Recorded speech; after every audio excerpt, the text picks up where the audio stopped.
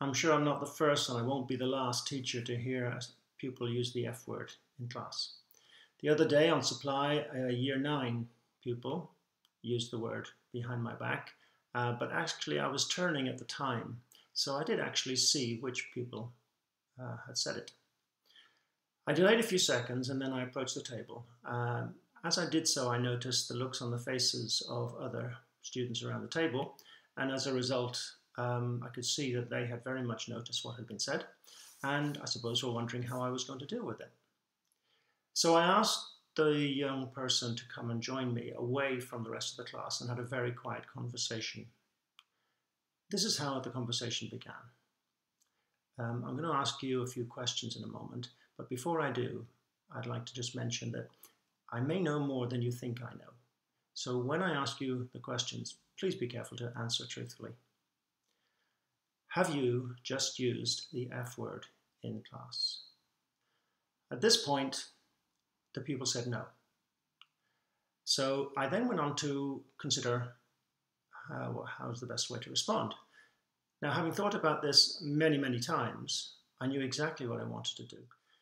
My first thought when dealing with a situation like this is that this is an opportunity to educate a young person.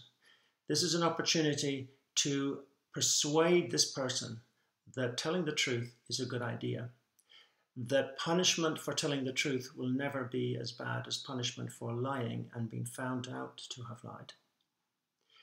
So I explained to the person that I had actually heard the words myself, and that therefore I knew that they actually had spoken them.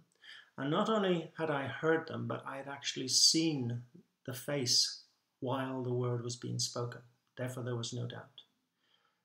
So then I said, why are you lying to me? Don't you realize that by lying to me, you're giving me the view that I can't ever trust you? Now, as a supply teacher here today, that probably doesn't matter too much. But with your other teachers, it is important that they can trust you. It is a good idea to get a reputation for being honest, because it is possible that one day you will be innocent, and somebody will accuse you. You will say, I didn't do it. And because of a good reputation for honesty, the teacher will believe you. So I'm going to ask you again, I'm going to remind you. I saw and heard you speak the word. Now answer this question honestly.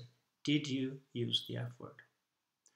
The answer was, not surprisingly, yes, I did. So then I said, do you realize the damage that lying can do? As I said earlier, it means you won't be trusted.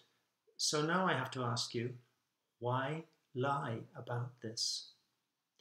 So the person explained that they were worried about getting into trouble and thought better to lie on the hope, I suppose, that I hadn't actually heard much and that they might get away with it. In fact, it's probably likely that, for many people this will be true, that lying has caused them to be able to escape punishment, because in situations like that, sometimes the teacher is not sure, and pupils learn that telling the truth guarantees punishment, whereas telling a lie does not. So this comes, in my mind, to a consideration of how punishments should work in schools. And I know that in some schools there are very strict policies involving warnings and then levels of added warnings until various consequences occur. I'll deal with that in another video. But for this occasion, I said to the boy, I don't really mind that you made a mistake, because that's all it was. There was no anger in your voice. You just said the word which you know you shouldn't have said in class. And to be honest, most of us use that word from time to time. The only thing is, we have to be careful where and when we use it. So you saying that word is not the end of the world. You lying about it is a mistake. So let's leave it this way. You made a mistake. Big deal. I'm quite happy to forget that. But I'd like you to remember this conversation so that the next time you're in a situation like this, try to build that reputation for being honest. It might help you in the future.